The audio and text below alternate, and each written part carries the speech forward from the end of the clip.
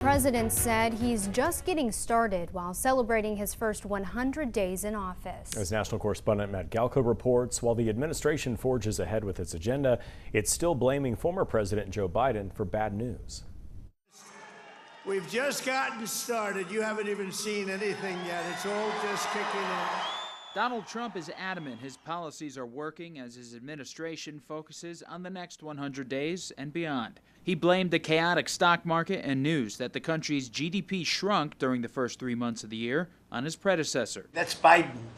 That's not Trump, because we came in on January, this is quarterly numbers, and we came in and I was very against everything that Biden was doing in terms of the economy, destroying our country. The president's shifting tariff announcements and promises of trade deals have had ripple effects on markets and companies. Trump said growth would take a while in a Truth Social post. The White House says more than $5 trillion has already been invested from various companies as they try to boost American manufacturing. I view this 100 days as setting the table for peace deals, trade deals, tax deals.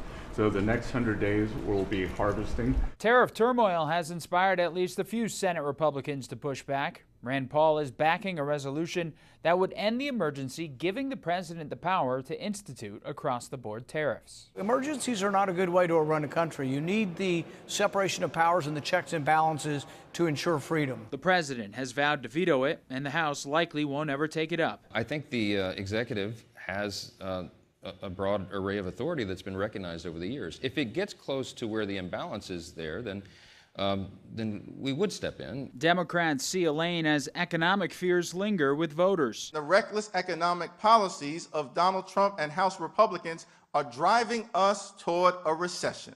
As the president preaches patience, it remains to be seen how much of it voters will have, with recent polling showing economic fears on the rise. Reporting in Washington, I'm Matt Galka. House Republicans are aiming to include in Congress's reconciliation bill a proposal stripping the Federal Trade Commission of its antitrust enforcement powers. The plan is to redirect that authority to the Justice Department. Congress established the FTC almost a century ago. It's a bipartisan body to the federal government's antitrust enforcement. The DOJ's antitrust division has overlapping authority but clear differences in jurisdiction. Experts say moving everything to the DOJ would boost the president's influence on antitrust issues. The Supreme Court heard arguments in a case that could dramatically shift the system of education in America. It would pave the way for taxpayer-funded religious schools if justices side with one Catholic school in Oklahoma. National correspondent Christine Frizzell has the latest. The central question before the court: can a Catholic school in Oklahoma qualify for public charter school status, meaning it would be funded by taxpayers? St. Isidore was established by two private Catholic organizations, and they applied to participate in a program. They built their own charter school program. Lawyers for St. Isidore Virtual Catholic School found sympathy from some justices in their argument the school is being discriminated against by not being allowed to become part of the charter system. When you have a program that's open to all comers except religion, no, we can't do that. We can do everything else. That seems like rank discrimination against religion. Some justices appeared skeptical. These schools are supposed to be public, and they're supposed to sort of look like public schools, and this one really doesn't. Fighting against the charter school designation, Oklahoma's own Republican Attorney General, who argues it would violate both the state and U.S. Constitution. The First Amendment stating Congress shall make no law respecting an establishment of religion or prohibiting the free exercise thereof.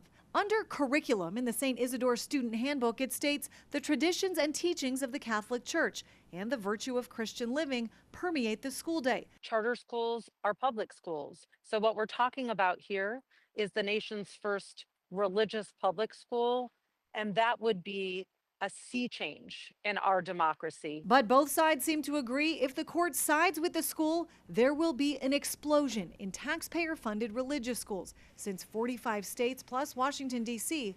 have charter school systems. A decision on the case will come before the end of the term this summer. And when it does, there's a chance it could end in a tie. That's because Justice Amy Coney Barrett has recused herself from the case without explanation. At the Supreme Court, I'm Christine Frizzau.